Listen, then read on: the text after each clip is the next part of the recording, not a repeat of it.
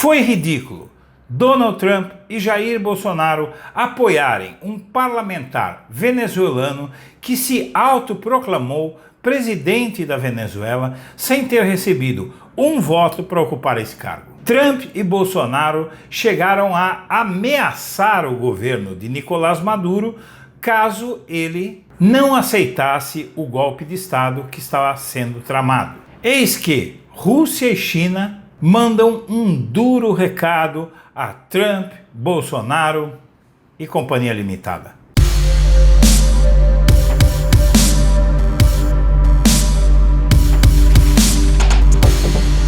Antes de começar o vídeo, eu quero pedir a você que acompanha o Blog da Cidadania que se inscreva no nosso canal.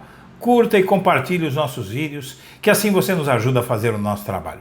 E vamos ao vídeo. O presidente da Assembleia Nacional Venezuelana, uma espécie de Congresso Nacional da Venezuela, Juan Guaidó, se declarou na última quarta-feira presidente constitucional do país. E o que é pior, foi reconhecido pelos governos dos Estados Unidos e do Brasil. É bizarro, pessoal. É como se o ex-presidente da Câmara, Rodrigo Maia, chegasse para Michel Temer no fim do ano passado, ou durante o ano passado, por exemplo, e dissesse assim: olha, sai para lá que agora o presidente sou eu.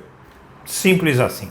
E o pior de tudo isso é que todos os atos dessa Assembleia Nacional Venezuelana estão sendo contestados pelo STF da Venezuela, pelo Supremo Tribunal Federal da Venezuela, que lá se chama Tribunal Supremo de Justiça. Pouco tempo atrás, Juan Guaidó era uma figura pouco conhecida dentro e fora da Venezuela, mas nos últimos dias ele se converteu em um dos mais proeminentes líderes da oposição, graças à turbulência política que sacode o país. Guaidó se proclamou presidente da Venezuela 10 dias antes dessa última vez. Em 13 de janeiro, ele se declarou presidente da Venezuela e inclusive chegou a ser preso, porque isso se chama golpe ou tentativa de golpe de Estado, usurpação de poder. Guaidó foi liberado e agora, provavelmente depois de algumas reuniões, alguns acertos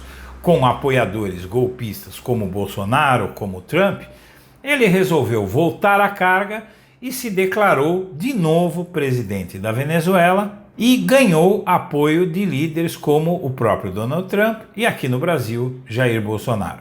E esses dois patetas, Bolsonaro e Trump, foram acompanhados por outros governos de direita das Américas, sobretudo. O site extrema-direita, o Antagonista, chegou a dizer que Guaidó seria preso por Maduro, porém, um deputado da própria oposição venezuelana, Freddy Guevara, negou que Maduro tenha mandado prender Guaidó. Trata-se de fake news do Antagonista. Seja como for, Trump ameaçou a Venezuela com uma retaliação militar. Disse ele: se Maduro e seus partidários escolherem responder com violência, se decidirem fazer mal a qualquer dos membros da Assembleia Nacional, todas as opções estão sobre a mesa para os Estados Unidos com relação às medidas que possam ser tomadas. Isso foi dito por jornalistas por um alto funcionário do governo norte-americano. A ideia de Trump era usar o Brasil como laranja numa guerra contra a Venezuela. Ele acertou isso com Bolsonaro e aqui já se insinuava uma atitude como essa. Segundo o jornal português Jornal Econômico, porém, China, Rússia e Turquia já declararam apoio à Venezuela e já insinuam também, assim como insinuou o presidente dos Estados Unidos, que se houver uma intervenção militar na Venezuela, os americanos e o idiota chamado Jair Bolsonaro estariam comprando briga com duas potências nucleares e militares gigantes, Rússia e China. Aliás, vale esses dois patetas, principalmente o pateta brasileiro Jair Bolsonaro, prestar atenção no seguinte: segundo o site russo Sputnik, a Rússia cogita inclusive instalar uma base militar na Venezuela.